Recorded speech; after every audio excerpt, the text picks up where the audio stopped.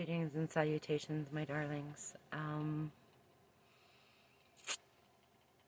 a little calmer than I was last night.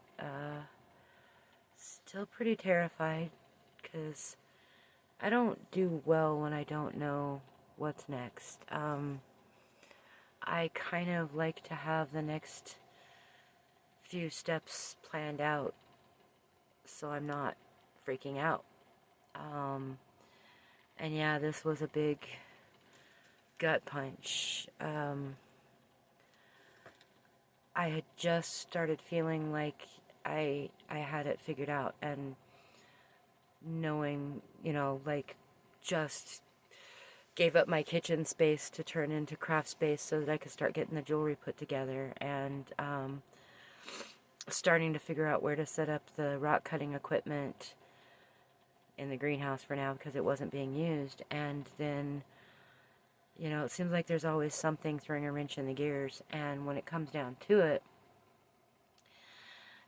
it's kind of the life that you live when you're poor. I don't think I wouldn't be in constant upheaval if it wasn't for if I wasn't poor. And the thing is, I really don't want to be poor anymore. And I'm not looking for a get-rich scheme like a lot of people. I'm not looking for, ways to defraud people out of money. I legitimately want to support myself, and I legitimately want a better life. Like a lot of people, those welfare queens sitting around living the high life on their $1,000 a month and their $300 a month food stamps. Well, I mean, if you got enough kids, it's what, $250 a month per person. So, yeah, I guess if you got a lot of kids, you can definitely live large on food stamps. But I get food stamps for one. So, all told, when you're trying to live off of $1,200 a month total and you're not allowed to make more, that really sucks. It's like all or nothing when you're on assistance. And I don't want to be on assistance. I don't like being on assistance. But I want to get off of it without hurting myself too. Because, then you've got the medical assistance is really what I need the most. Like everything else, I might be able to figure out how to do without. But I cost a lot of money when it comes to medical stuff. I'm at the hospital and the ER and on meds. Like, it would be a big chunk of my income if I did not have some sort of help there. There for a while, I was at the hospital, at the ER once or twice a month. I had a lot of problems there. I kept getting infections, infections in my jaw, bladder infections, and, some of that is living rough, no running water. It's really hard to just keep your hands clean when you don't have running water. I use a lot of baby wipes, buddy. So, yeah, I'm feeling a little less full-on panicked. But there's that whole giving up thing. And when I say that, it's like, do I give up the hope of a better life? Because this is not the life I want. I want to be able to have a roof over my head and a flushing toilet and enough money to make sure my needs are met, without people having to send me supplies or whatever. Yeah, it's, it's not even about being rich. I mean, I wouldn't complain if I won the lottery, but it's not even about that. It's about just being able to make sure my needs are met, make sure that I can stay clean, and that I can have warm clothes when it's cold and cool clothes when it's warm, and that I can have the right shoes for whatever weather's up. I had to bust out some of my favorite boots. They're not winter boots by any means, but they're boots because of the snow and the mud.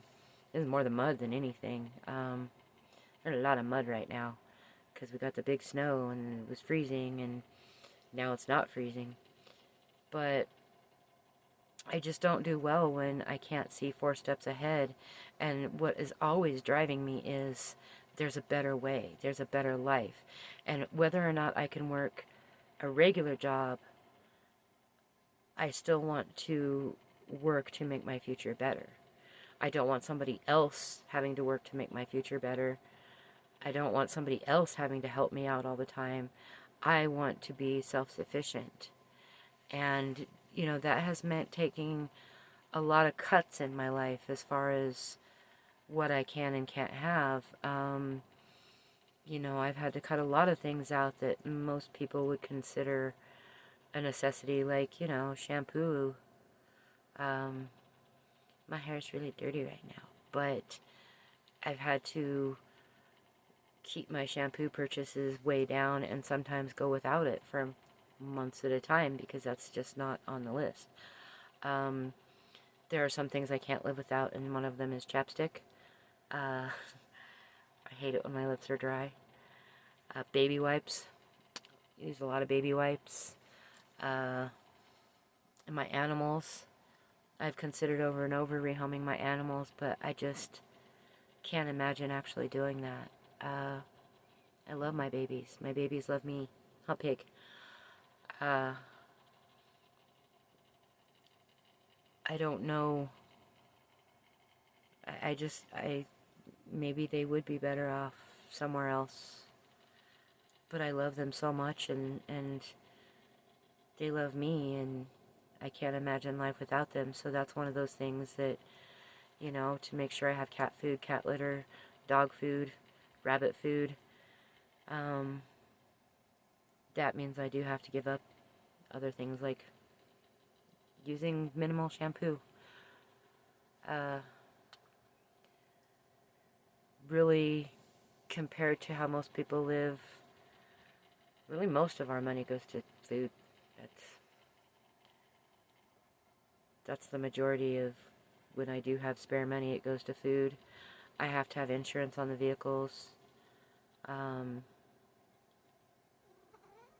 pay off my credit cards because, I have those from before. And there's a pig. Say hi, pig. One of mine is almost paid off. One of my credit, and I have another one. I have 2. And they were almost all business expenses. Travel, food for the business. So one of them's almost paid off, and my credit score isn't bad at all. It's 675, which, because I've been adamant that I will keep my credit score up, because I wanted to buy some land. Initially, it was to buy some land to live in the RV, but as the past few years have gone on, more and more places have banned living in RVs. You can't camp out in Walmart parking lots anymore. You can't camp out in a lot of parking lots anymore. It's getting harder and harder to even, live the free van life. That's all those people that are living the van life.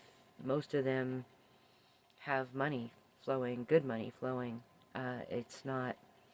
And my RV is old, and that's really one of the biggest factors that we struggle with, is we could maybe go find some cheaper RV parks to stay in, but a lot of them don't want an old 1984 sitting in their RV park. So, yeah, that's where my head was really swimming last night, is it's even hard to just go find a place to park an RV. I don't know if I can handle RV living much longer, because it's illegal, it's expensive, it's cold, and when you're not set up with solar and you don't have running water, like, we don't even know if this water system in here works. We've tried to get it up and running a little bit, but during the winter, you can't really run water in the situation we're living. And I don't know what's going on with the water system. It's a 1980, or no, it's a 1982. I think I said it was 84, but I think it's an 81 or an 82. It's old. So that was my initial plan, was to do the van life thing. But that sounds fun until you realize 2 cats and dogs and rabbits and, like, running a business at the same time out of that same RV, when a lot of your business entails putting shit together. You know, assembly takes room. A lot of the equipment has to be in well-ventilated areas. So my head is just swimming with logistics right now. And it's not that I don't think I can do it. It's just I'm wondering if I should. When I say give up, maybe it is time for me to just give up the idea of a business. I've been trying for like 12 years to get this going. Ever since the family store closed where I had my booth, and I never really made any money on that. It wasn't a big money maker anyway. It was a small area, and I don't know, I wanted to do the festivals, and it's like that Rock Jam. When we went to Rock Jam, I hadn't been to a lot of concerts and festivals, and I realized that there were people out there making money going to festivals, being around large groups of happy people. And I was like, that is awesome. This is the life I want to live. And I've lived it a little, you know. I've definitely enjoyed the time we spent in Telluride. I really enjoyed working in Telluride. And that was only a couple hours a day, 1 day a week, a couple months a year. And I really wanted to find a way to make that full-time and make it worthwhile. And then I had this whole store, this whole camper turned into a store. And I don't know right now if that's a good idea. I don't know if I keep parts of the business and throw some out. I don't know if I just sell everything off and try to survive. I don't know a lot of things right now. I don't know where I'm going to go. I don't know if I should keep going or giving up, or I don't know. There's a lot.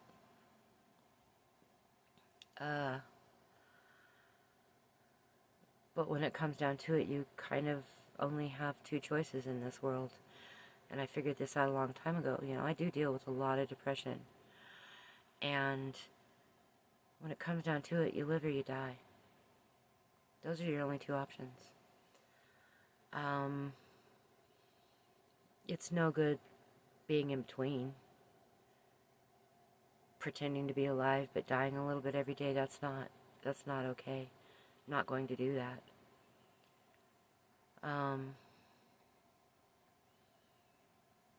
I don't think life is worth living if you don't have something to look forward to. Something to work for. That is how I survive. That is how I've survived everything I've survived. And constantly keeping that in front of me. I don't know what I'm going to do with all this art if I can't sell it. I don't know. I mean, I welcome your comments at this point. Do I discount it down to just clearance it and get what I want, or what I can, and do what I can with it? I'm never going to get what ChatGPT told me I was going to get out of it, so once again, middle finger to ChatGPT. I'm really mad at ChatGPT right now. We are not speaking. I really wish it hadn't lied to me and told me that it was worth... Actually, it told me it was worth like $300,000 at first. So, yeah. Screw you, ChatGPT. You lying. Sycophantic. Yeah. So if it's only worth like $30,000, that's enough to get us in a newer RV, I guess. I don't know how we keep the business running. I don't know if we keep the business running. I don't know if we sell stuff and take our line down to bare minimum. You know, we have that, what is it, half-ton machine that we are not going to be able to move again. There's just no way. I'm probably going to have to sell it, but I don't know many people who need a 10-ton cutter. We use it for leather, but you can cut other things with it, but don't know a whole lot of people who need a 10-ton cutter. It could take me a while to sell it, and apparently it got damaged in the move, so there's going to be some repairs needed, and that kind of stinks. I did not know that, but I don't know if you ever saw the video of us trying to move it, but that wasn't great.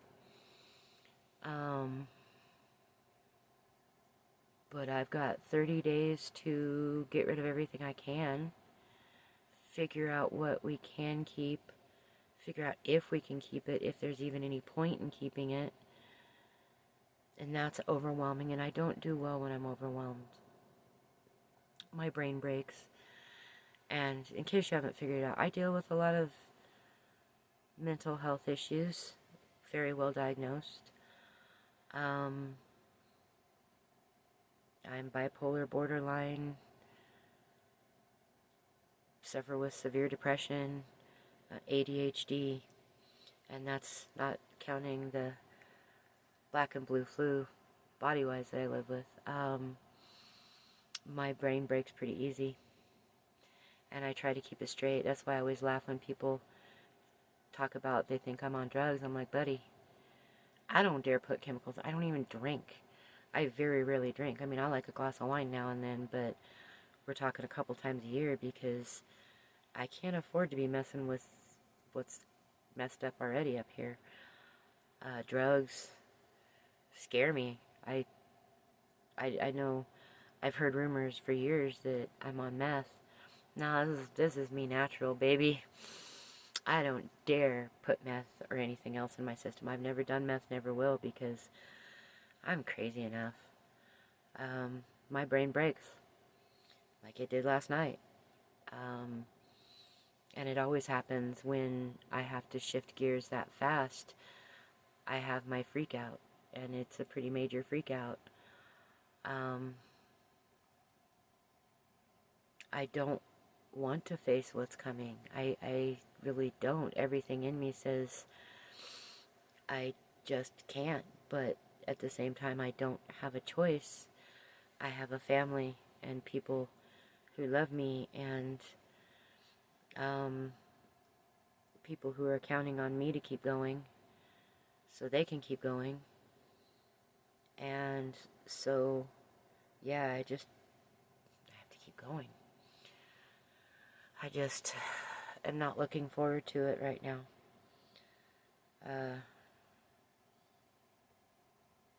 Because I've been houseless for a year and a half. But homeless, that's a whole nother story. I'm not cut out for that. So, I gotta figure something out. The options we discussed today are, well, Arizona.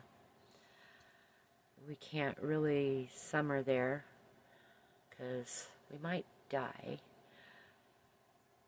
Our animals might die for sure. But it's a place to go. We know of some cheaper RV parks, and Arizona's a lot more friendly to RV living.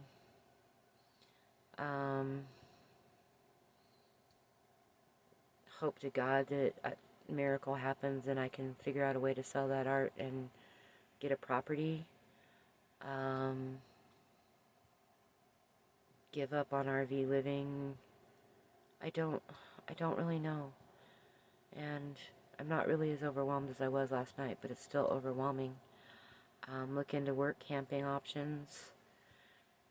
Again, will they let us work camp with a 1981? I wouldn't want this sitting in my yard, let alone in my RV park. I've seen some people fix campers up and be able to stay in RV parks, but yeah, there's just, so am I better than I was last night? Yes. My cousin's calling, so I'm going to have to call him back, because knowing my family, my aunt saw this and told him, or he saw it, and they're freaking out. So I will have to call and let them know that nothing is working out right now. And we'd already tried the other video up on this channel, the squatter house. Yeah, the guy who owns it was going to let us live there and clean it up for free. But then we found out that the town is literally having it condemned, and nowhere around here is going to let us live in an RV. They're really getting touchy about that. So my RV living days might be over. I might be over living in an RV.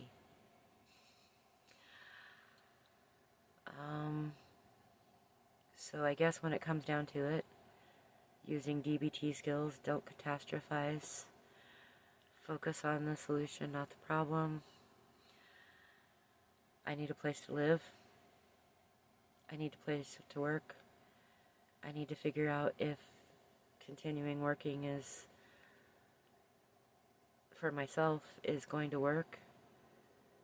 Or I need to find a job I can do despite my illness. Okay, I'm getting overwhelmed again. Okay. I guess I've gone over it all. I'm going to keep going over and over it. Yes, we have options. They all have obstacles. Do I keep trying to run a business when it seems like everything in the universe is telling me to stop?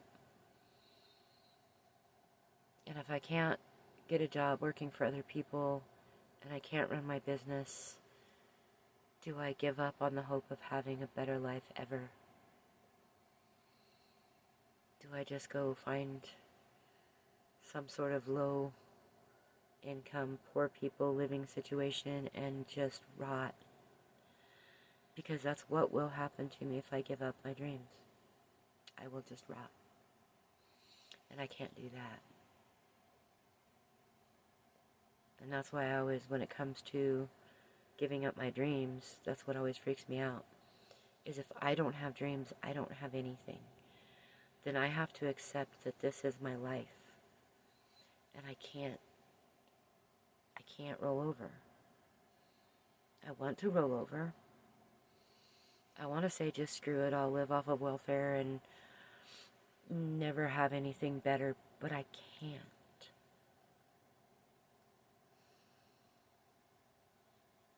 I believe that I can build a better life.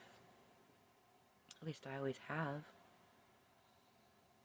So that's where I'm at right now. Sorry if I freaked you out last night. That's part of the reason I'm doing this video, is to tell everybody I'm okay. For now, I'm okay. But I've got 30 days to figure out what I'm going to do. Whether or not I'm going to sell off what little I have left of value, which isn't much because we already did that. I have fought so hard to get this business going and literally sold off all of our furniture, everything, to get an RV. And now I have nowhere to park it. And that's... So do I get rid of everything else and just live in the car? I do not know. So, yeah, leave your comments. Hit me up. If you've got any ideas I haven't thought about. Maybe I will have to move to West Virginia or Texas. Sorry to the people in West Virginia and Texas. It's just not... It's just completely out of the question for me. No offense to your state, sorry.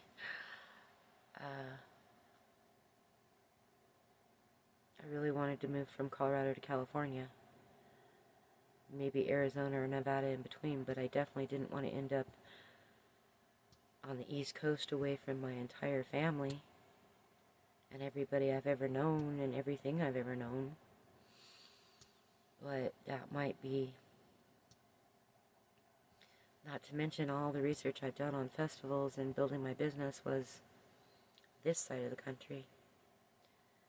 And I wouldn't even know what to expect there.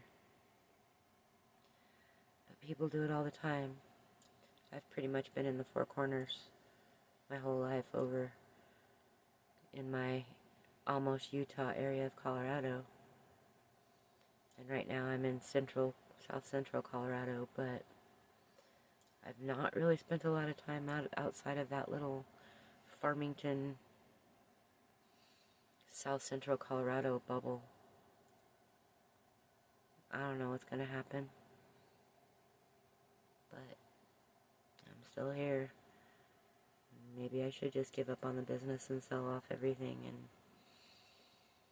accept that I'm never going to be able to dig myself out of this hole. I don't know. But I just wanted to try to cheer you guys up and make you feel better. I don't think that was helpful, was it? I don't know.